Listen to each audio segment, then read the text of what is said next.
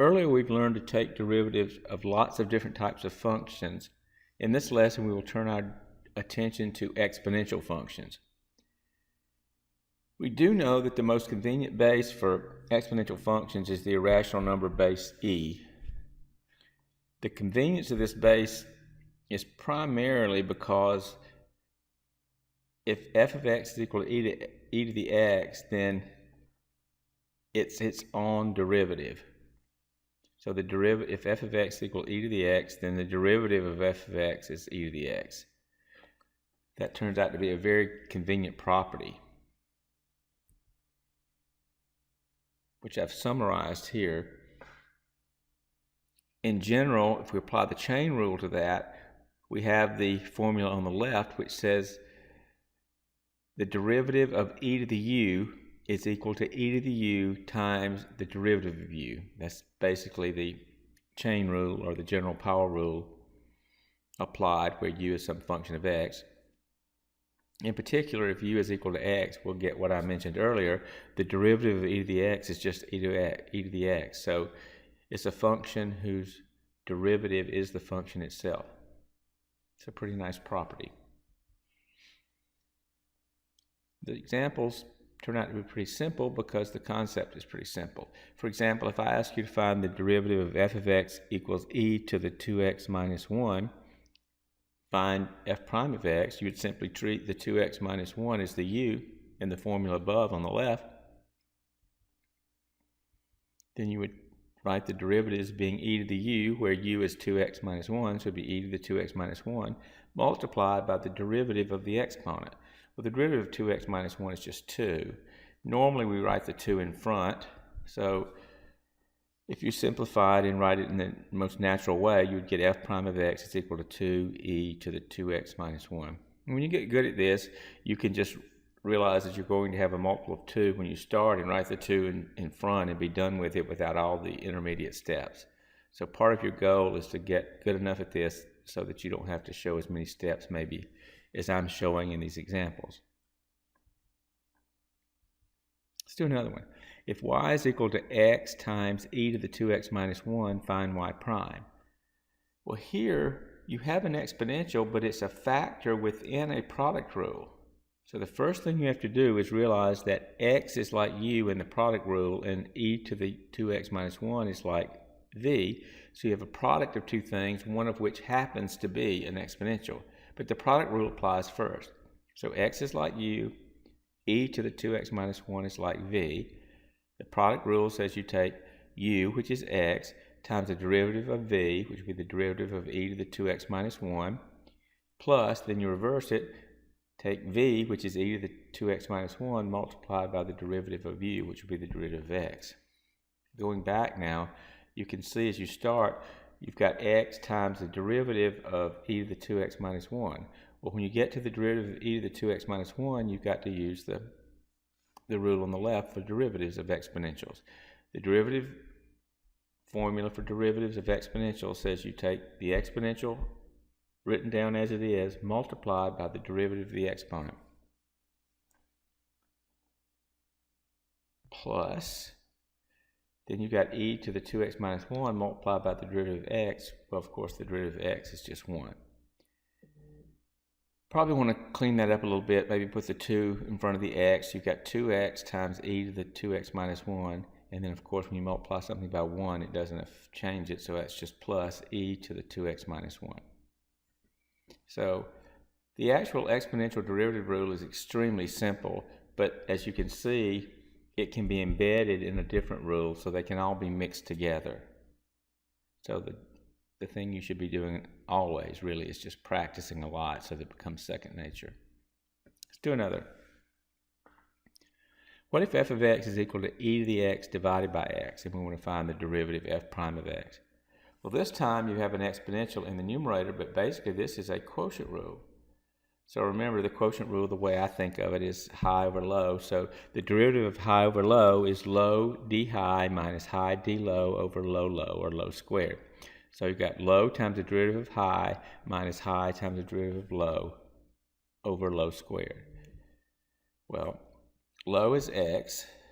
then you got to multiply that by the derivative of high. Well, high is e to the x, that's the derivative of e to the x, minus, then you reverse it, you take high, which is e to the x, multiplied by the derivative of low, that'd be the derivative of x, all over low squared, which would be x squared. Again, remember, the derivative of e to the x is just e to the x. You can see that formula on the right up top where I said the special case is if you get the derivative of e to the x, you just get e to the x because the derivative of x is 1. And of course, when you simplify all that a little bit, you'll end up with x e to the x minus e to the x all over x squared. So you have these exponentials, in this case, embedded in a quotient rule problem. I might ask additional questions. For example, I could ask you to find the equation of the tangent to the function f at the point 1 comma e. Remember, e is just an irrational number you studied back in algebra course. It's about 2.71828. It keeps going. It's like pi in that sense. It's an irrational number whose decimal representation never ends or repeats. But it's a number. It's basically a number. So we're looking at the point 1 comma e. So it's 1 comma 2.71828, on and on and on. Well, how do you find the equation of a tangent line? You take the derivative, that gives you the slope, and then you use the point, and you use the point slope form, and you write the equation. Well, we've already done the derivative, so the hardest part of this problem is already done. The point slope form is y minus y1 is equal to m times x minus x sub 1. In this problem, the x sub 1 is the 1 and the y sub 1 is the e. And the slope is whatever we get by plugging 1 in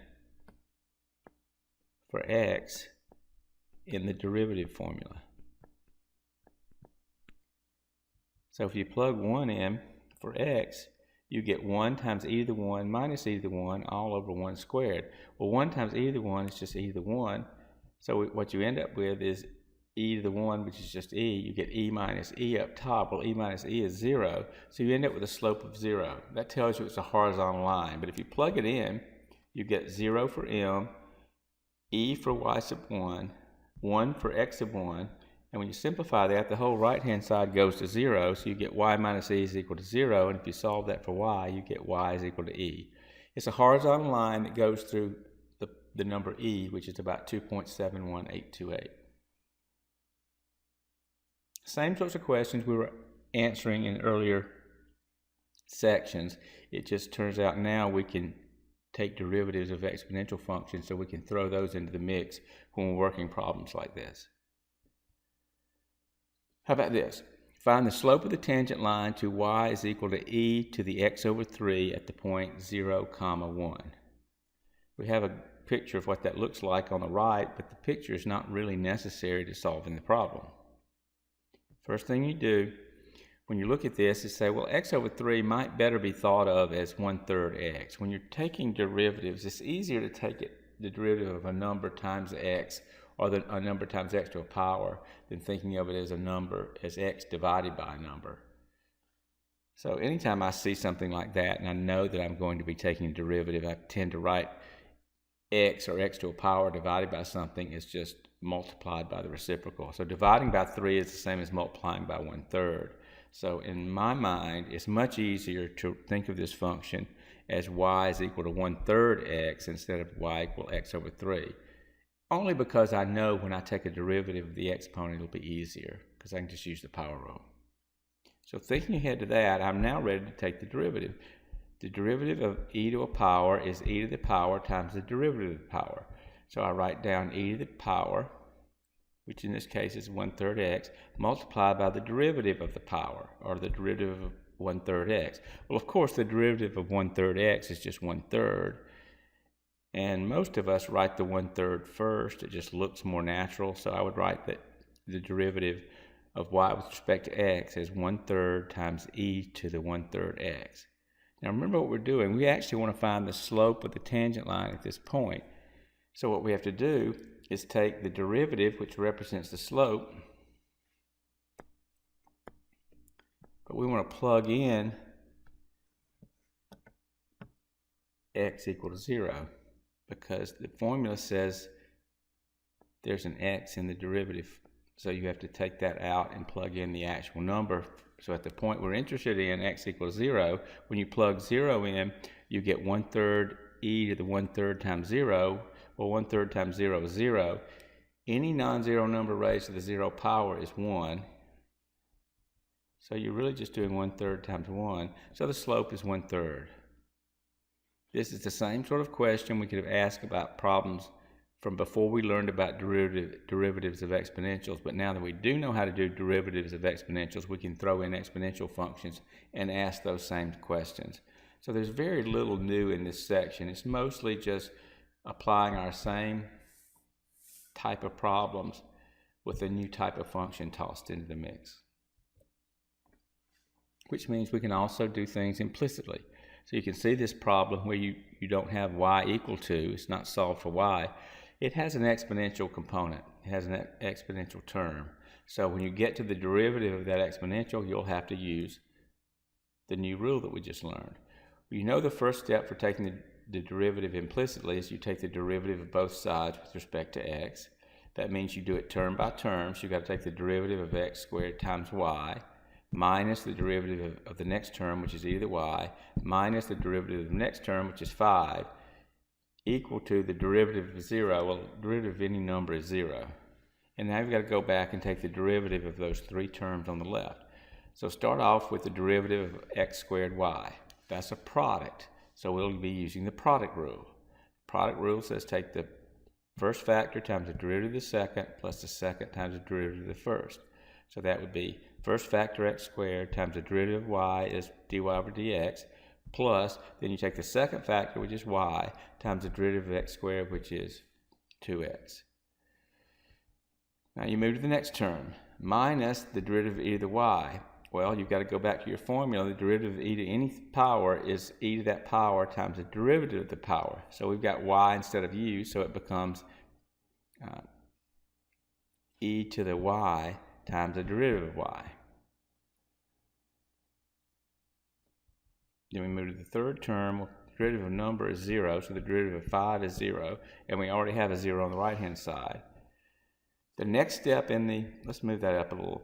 The next step in the process of finding dy over dx implicitly is to take the terms that have dy over dx in them and get them on one side and take everything else to the other side.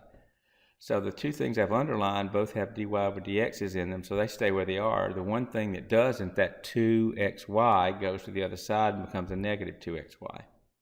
Once you get the terms with dy over dx on one side by themselves, then you factor out the dy over dx. So you see there's a dy over dx here and here. If you factor it out, you're left with an x squared in the first term and an e to the y in the second term with that minus sign between them.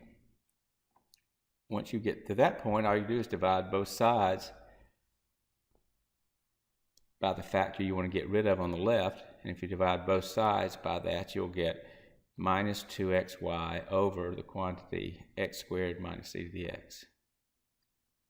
Again, this is pretty much what we've done earlier, except we've allowed for the possibility of a function to be an exponential. This is probably as good a time as any to mention that you really do have to know how to use your calculator well enough for it to help you on these, what's going to turn out to be in a minute, these application problems that we're going to go through. So I want to take just a minute to point out a few things that might be helpful to you. For example, if you press the right combination of buttons on your calculator, you might get something that looks like this. A number with an exponent that might in this case be something like minus 0.04. If you see something like that pop up on your calculator, what does it mean? Basically, it's the calculator's version of scientific notation. Very specifically, the numerical part of the exponent tells you how many decimal places to move.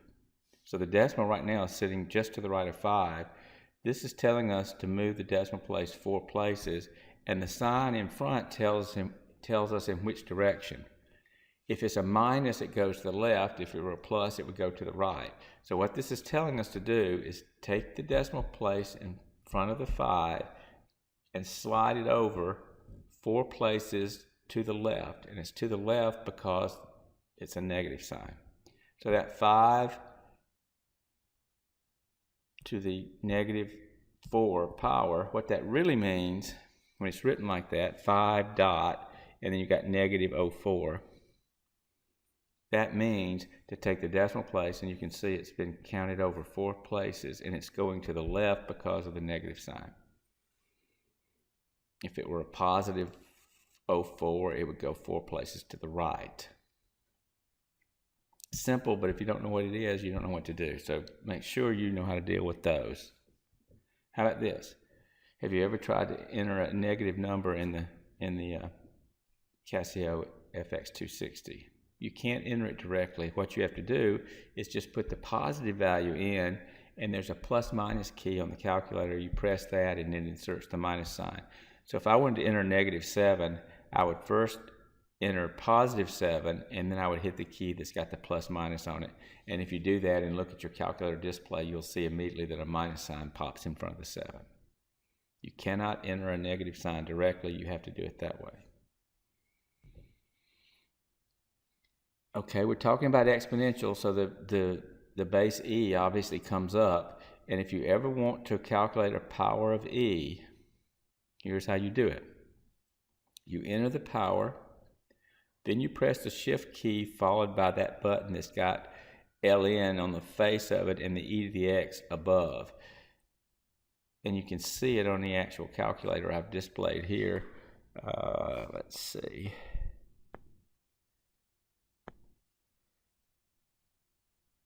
There's the shift key, and there's the key I'm talking about. It's got ln on the face, and it's got e to the x above. And when you hit shift, it executes the function above the main button. So, for instance, if I wanted to calculate e to the 4th, you'd put the exponent, the power in first, the 4. I always do that first, and then do shift ln. And we're going to talk about ln. It's a natural log, and you've studied it in earlier algebra courses. But the shift part, when you hit shift, it executes the function above the key. So 4 shift ln means 4 on a base of e to the x. And if you did that, you would find out it was about 54.59815,003. And a problem might tell you to round it off to 2 decimal places or 3 or whatever. You do whatever the rounding tells you to do in the problem. Now, if you want to calculate e to a negative power, you have to incorporate the knowledge we have of how to put a negative number in. So what you have to do is put the +4 in, then press +/-, which puts the minus sign in front of it. So if you look at your calculator at that point, it'll have a -4. And then you do your shift ln, which executes e to that power. And if you do that correctly, you'll get 0.018315638. And in a particular problem, they might tell you to round it off to a certain number of decimal places. But here I'm just showing you how to use the calculator. Simple enough, but it's something that you have to think about, because if you don't, you just look at the calculator, you may have trouble figuring out how to do it. Okay, having done that, let's get back to the problems we're going to work. How about this? The demand function for a product is modeled by A equals 6,000 times e to the 0.07t, where t is in years. Find the rate to 2 decimal places at which the balance is changing when t is equal to 1 year. Well, they ask about the rate. Anytime you have a rate of change, you're going to take a derivative. So you're going to take the derivative of that. If you have a number times the function, the derivative is just a number written down times the derivative of the function. So you just write the 6,000 down and multiply by the derivative of e to the 0.07t. The derivative formula for the exponential says you write the exponential down and then you multiply by the derivative of the exponent. Well, the derivative of 0.07t is just 0.07. If you multiply 0.07 times 6,000, you get 420, so you end up with 420 e to the 0.07 t. They want to know the rate at 1 year, so you just plug a 1 in. Everywhere there's a t, there happens to just be one t. So you end up with 420 e to the 0.07. Again, this is the skill I've asked you to practice over and over again. I hope you're doing that. So the first thing you want to do is type in the exponent, which is the 0.07. Then you want to do shift ln, which gives you the natural log. And that gives you the answer for this much. But then you want to times it by 420. So you put times 420. And to make it evaluate that product, you have to hit equal to. When you do that, you'll come out with 450.45 rounded to 2 decimal places. Please practice quite a bit to make this second nature to you. Same problem now, except t equal 10 years. So we take the same derivative we already found. We don't have to do it over again. But this time plug 10 in. Well, 10 times 0.07 is just 0.07. And to calculate that, it's the exact same calculation as we did earlier, with one exception. We do 0.7 instead of 0.07. So when it's 0.07, you put in that. When it's 0.7, you put in that. Otherwise, it's exactly the same calculation. And when you press equal to and round it to 2 decimal places, you'll get 845.78. So practice these things. Go do these problems as soon as you can while all this is fresh on your mind. Make sure you've got the Casio FX260 so you can practice as you go through here. Using another calculator to do it is a bad idea. You are not allowed any calculator but that on the test. So it's a bad idea to practice with any other calculator. Just a really, truly bad idea.